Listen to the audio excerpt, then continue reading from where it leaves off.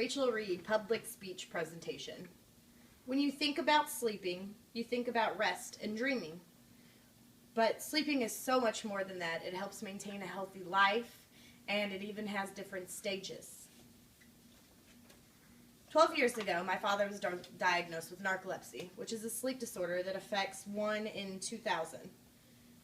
This is when your brain cannot regulate your sleep cycle.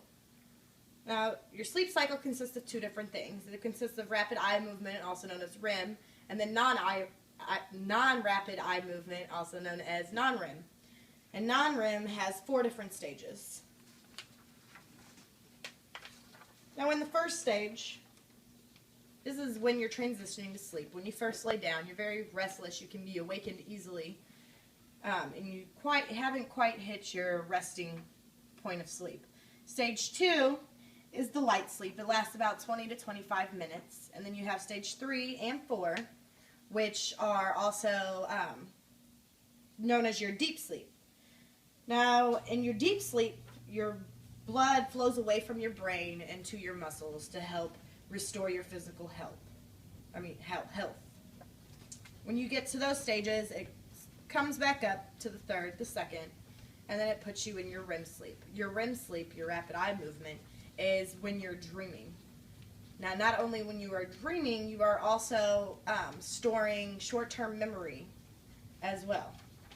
So it helps with your brain. Sleep is as important as nutrition and exercise. With not enough sleep, it can affect the quality of life, mental sharpness, productivity, creativity, emotional balance, physical vitality, and even your weight. And it can also cause moodiness, fatigue. Also can affect your judgment, coordination, immunity. Now, when I say immunity, those that are sleep deprived or don't get enough sleep and go through the proper sleep cycle are more susceptible to getting things like diabetes and heart disease and other health problems. Adults need 7.5 to 9 hours of sleep a night. And this diagram of the sleep cycle shows an 8-hour cycle. Now, as you see, it's coming from the awake and it's going down. It's going up, going up through all of the stages. But if you notice, when you get to about the 4 or 5 hour marker, all of a sudden you're not getting as much deep sleep. Now, this is because you're getting more REM sleep than anything, because your brain is helping store things short-term, long-term, and just giving you overall a more physical health. There's an app for your phone that can help actually see these diagrams yourself and see if you're properly getting enough sleep. If you go to your app store, you go look up the sleep cycle, and there are 3 different apps. You can pick which one suits you the best, but you can have a diagram that looks similar to the one that I just showed you, and you can also measure how much you're moving of a nighttime, if you're hitting the proper parts of sleep, and the hours that you are asleep. So if you can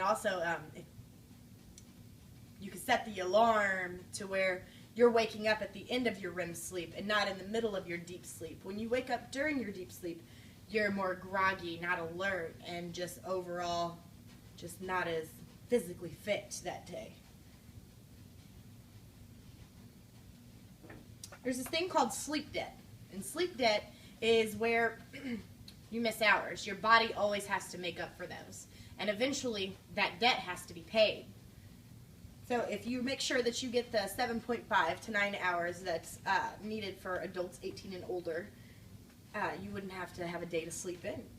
You can figure out if you're sleep deprived if you need an alarm clock, you rely on the snooze, you're sluggish in the afternoons, or sleepy when you're in meetings or warm climates, drowsy when you're driving, fall asleep while you're watching TV, you feel the need to sleep in, or you fall asleep easily, like 5 minutes after going to bed.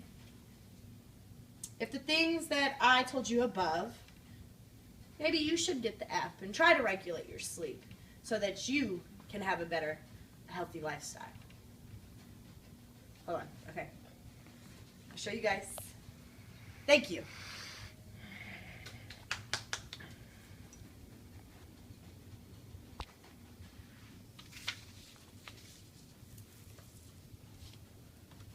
Oh, and works cited were WebMD, HelpGuide.org, and NuvaJill.com.